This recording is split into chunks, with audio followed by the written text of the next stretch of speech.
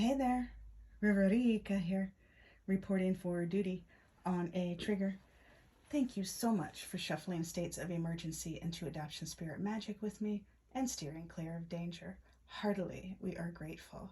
In this session, we are exploring how to play through worry in the highest love and light. That's right. But before that, some disclaimers. I'm not a doctor, lawyer, therapist. I'm a fortune teller, so what I offer is no substitute for their services. Furthermore, what I share does not determine your future, only your intentions and actions do. So please use your gift of discernment before deciding what to gather and take away, and of course, take only what resonates, and blow like a kiss the rest back to the universe for cosmic composting into beauty. And this reading is intended for fun and games, for shits and giggles, for entertainment, for flexing our heart, mind, body, soul, spirit, emotions, and intuition. And at the least, I hope to cause harm to none, and at the most, I hope I may assist you on your healing path. All that said, let me introduce our helpers. I have lit candles for Mother Earth, Father Sky, the homeless, those that kick them out of the homes, the neighbors, the passers-by, even those working against our spiritual progression.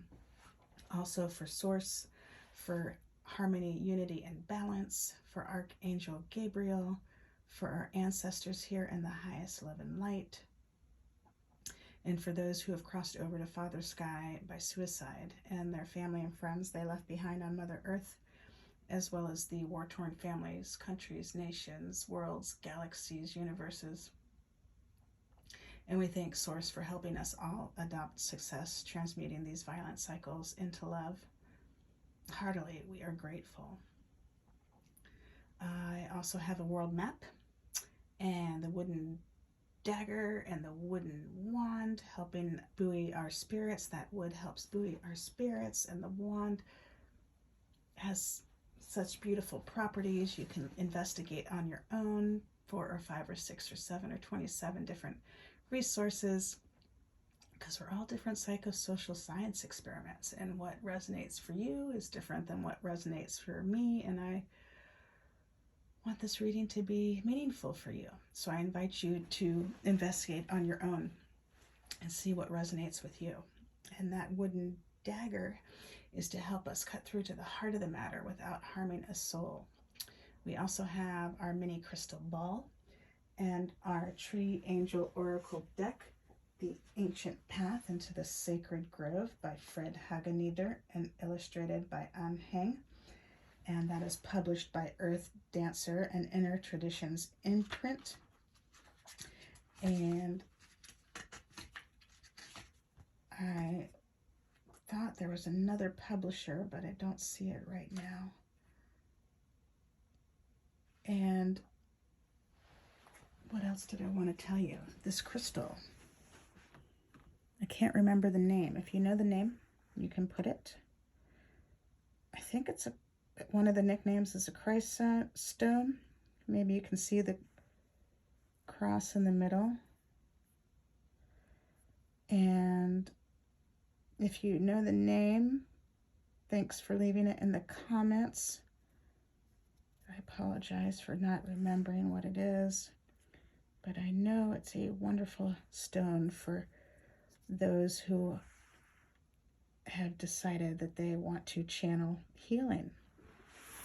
So that is there to help us in this reading. And let's see what the Tree Angel Oracle deck has to say about how to transmute that worry into love.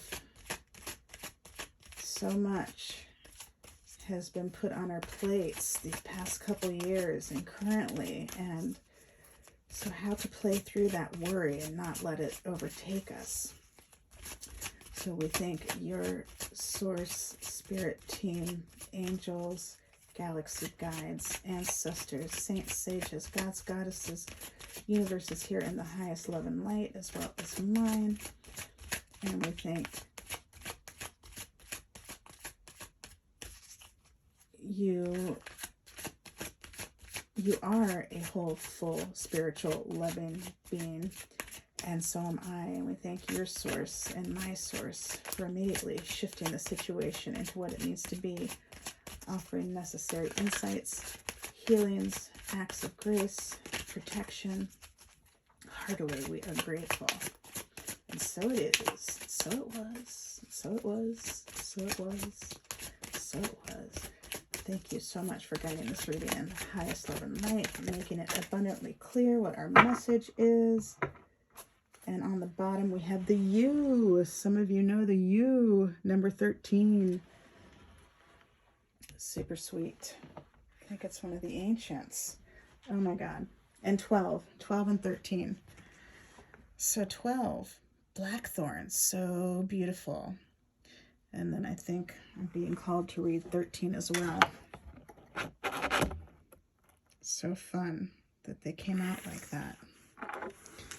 So that blackthorn is super sweet. You can see it. And the number 1, 2, the number 12, sorry, pardon me. The number 12 is excellent for forgiveness in the divine aspect, and it helps us own our divinity while still remaining human, meaning we're not getting all holier than thou kind of thing. So that number 12 is super for those aspects of forgiveness, and so many of us are working on that these days, myself included, forgiving myself for the times that I have lashed out in my grief, possessed by grief. You know, those times when we're being treated in such a way, and then we end up mirroring the madness, and it's hard to tell where it even started. And so forgiveness is wonderful on both of those aspects, forgiving ourselves, forgiving the others, and moving forward from the heart instead of from that bitter, resentful place of being a victim. And that 1 and 2 add up to a 3, which is the number of optimism. It brings a beginning and an end together. It ends chaos, and it helps for those who are especially susceptible to environmental or toxic invasions, psychic invasions. You know, when people are talking smack about you, talking, you know, eating, drinking, partying down, and they're talking crap behind your back. The number 3 helps in those instances, as well as the instances where maybe people are actually studying and practicing and cursing on purpose, as opposed to the first example, which is cursing and you don't even know you're cursing. You're just eating and drinking and talking crap about people. You don't even realize you're cursing. Yes, that was me. I didn't know. I just was kind of trying to fit in, and one of those things that I am forgiving myself for. So this blackthorn, I'm anticipating, is helping us with these things. And blackthorn is a guardian, a keeper of the shadows, and holder of the darkest secrets. Now it is calling you. It is time to take heart and walk toward the black door. The angel of blackthorn will give you the strength that you need to enter the shadow world. Over the past few centuries, blackthorn has been confused with demonic forces, but this could not be further from the truth. It is the blackthorn that holds these forces at bay. Only a completely pure being could stand beside the dungeon's gate without being harmed. The formidable blackthorn thrives under the influence of Saturn and offers protection to many birds with its dense growth and long thorns, which can also pierce human flesh and sometimes cause infection. But in April, full of blossom, and before the onset of its green leaves, we see its graceful and delicate nature. I love that. I love that this is coming out right before April. And that Saturn just moved into Aquarius. Didn't that just happen last week? I'm quadruple checking. Yep. Nope. Saturn moved into Pisces on the 7th. So I love that that's coming up here, giving us more of an aspect, or more of a fleshing out Saturn for us more. The call of the blackthorn is always urgent. It indicates that you are on the threshold of a journey into the depths of your own shadows, and your inner demons will seek to cloud your vision. But the blessings of this angel, this tree angel, give you the courage to look into the mirror of your soul. The angel protects you, allowing you to share in its purity and innocence. You can choose whether to make this journey with or without the aid of a friend or therapist. This angel's message is that a turning point has been reached. You can no longer ignore what you have tried to sweep under the carpet. The blackthorn promises inner victory, and the signs are looking good.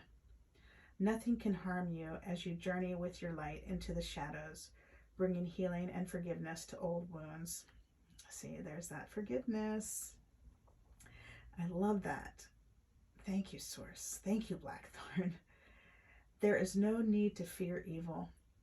The only risk is that if you do nothing, your faults, weaknesses, the dark aspects of your soul, and so on, will be caught in the shadows for longer, trapping your precious life force in a dark prison and holding it in limbo. Blackthorn helps us bring to light where there is darkness. Without it, darkness grows. It serves the balance of power, and without this gift, we lapse into lies and deceit, cowardice and cruelty, resulting in perversion and inhumanity. And the Oracle of the Blackthorn has a poem for us. It goes something like this. The worst dangers in the world are hidden inside you. Be aware of your shadow. Fear is its only source of power. Let your heart glow. Clothe yourself in white light and heal the wounds. Thank you, Blackthorn. And that's making me think about the reading I did this week on fear. And so you may enjoy tuning into that. You may gather some more insight from that. And this Blackthorn is also reminding me of sweeping under the carpet. So for so long, the adoption realities and the Romani realities have been swept under the carpet. And instead, the adoption fairy tales and gypsy myths have ruled, and that's been changing, especially over the past decade. The decade of Romani inclusion started in 2005, and it was extended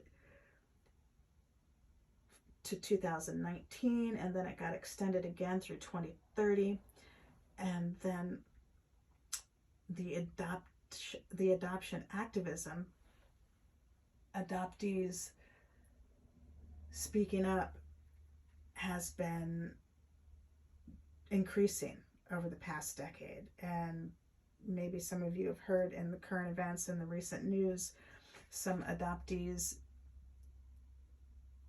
an adoptee who has reached a level of fame and is now speaking out and sharing his adoption story. So things of that nature are really helping dismantle those old ways of old earth and rebuild a new earth. And so there's no need to fear evil.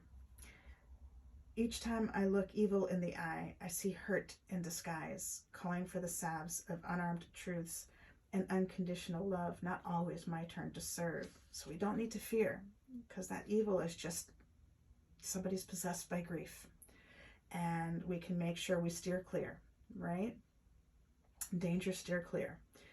And we can be brave and face our own shadows. You know, those parts of ourselves that we maybe have hidden, maybe we're aware of, and we've been sensing that something needs to change, and we know that it's inside of us. So maybe, for example, was it this session I was mentioning about the cursing? Like maybe you have gotten in a habit, like I got in a habit of eating and drinking and talking crap about people behind their backs, not realizing that I was cursing people. That was a curse. And that was hurting people, that they could feel that, even though it was my just words. And we've learned, oh, words don't hurt, but they do. They go through the ether and other people actually feel them, even if they can't pinpoint it. This is part of where our psychic kicks in. We all are psychics, but only some of us study and practice. So maybe you've decided, oh yeah, I don't want to do that anymore. I don't want to sit with other people and eat and drink and talk crap about other people as my entertainment. I don't want to do that anymore. I want to shift that, and I want to move up to a higher expression of myself.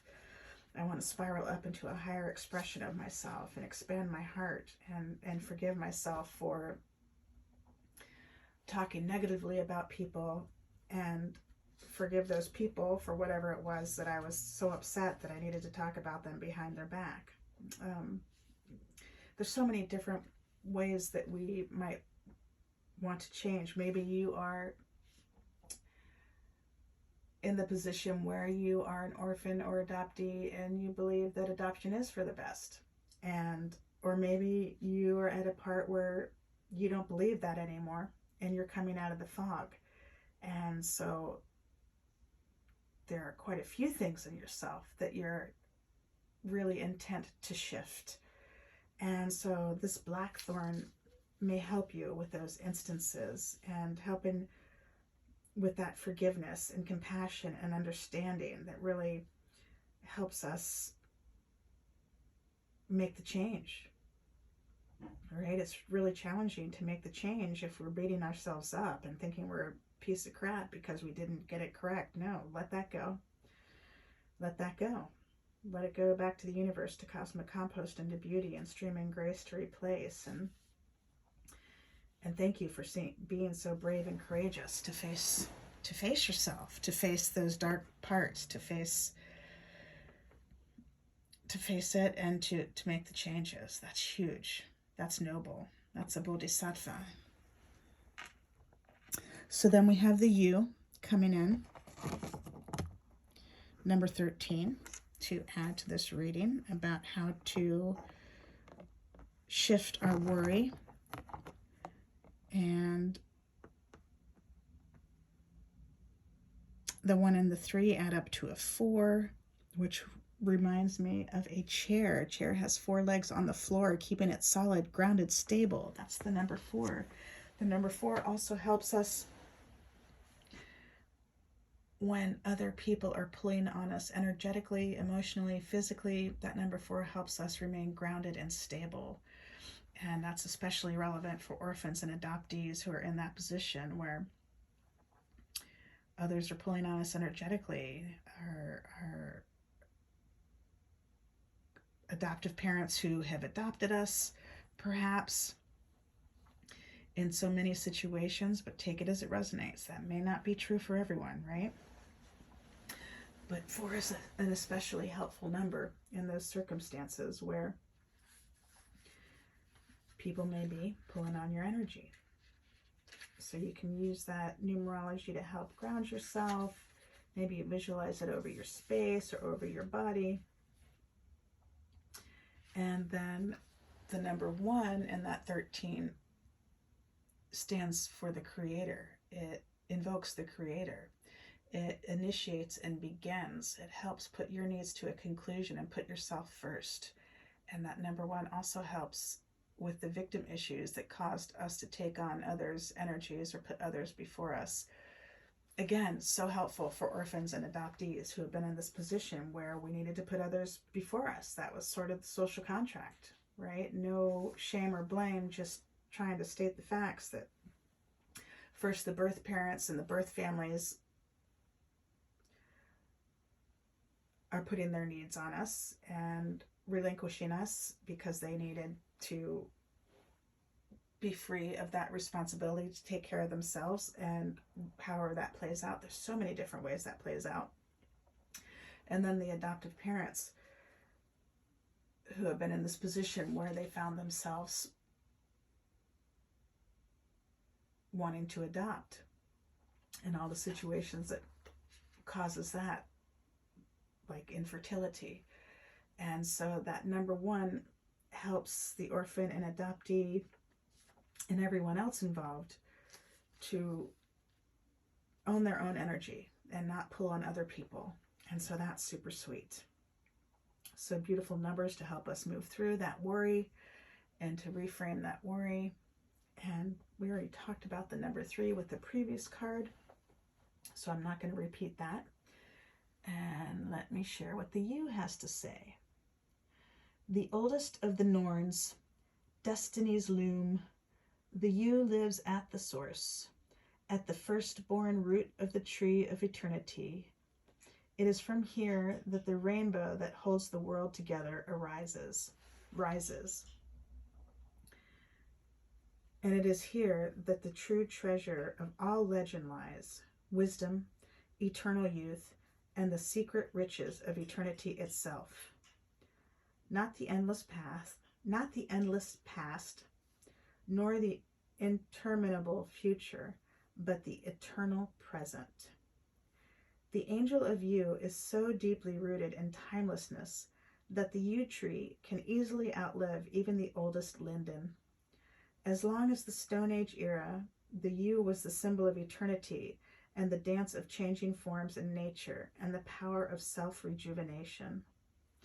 The yew is the great goddess's womb from which all life springs forth and to which all life returns after death to be born again. Since the yew leads the soul through the dance of forms, it has long been planted and summoned in graveyards. The gift of the yew, this archetypal mother, is transformation. Be ready to renew yourself in this world or the next, and to transcend your present boundaries. What is it that really matters in the face of death? Even death loses its thorns in the all-consuming light of love. Only true change, motivated by love, matters. On which side of death's doorway this takes place is secondary to love itself.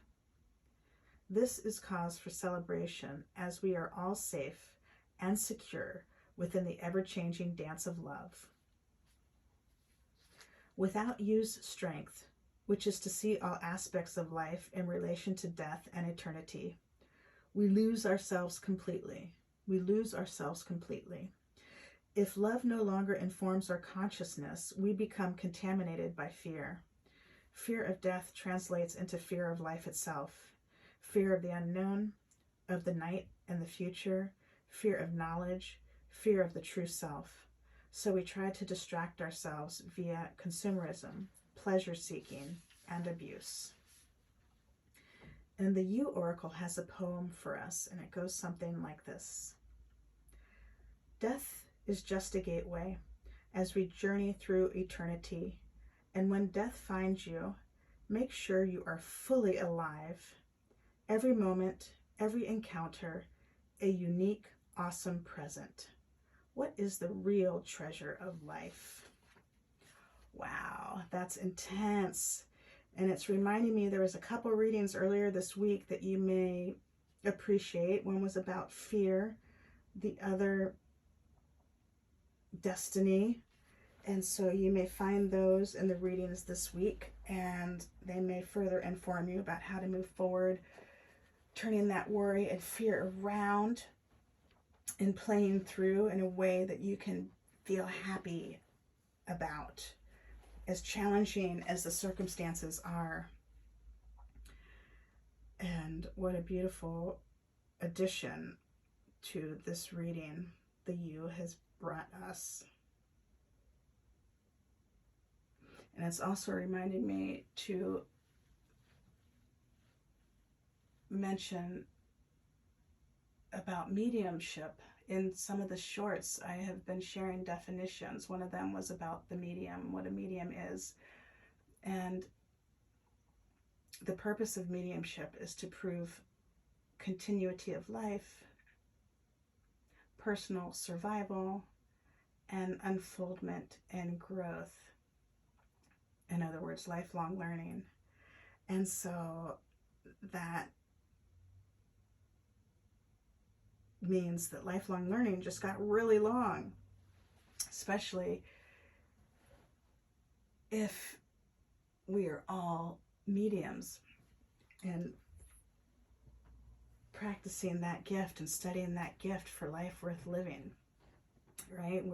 Some people say we're all psychics, we're all mediums, but only some study and practice.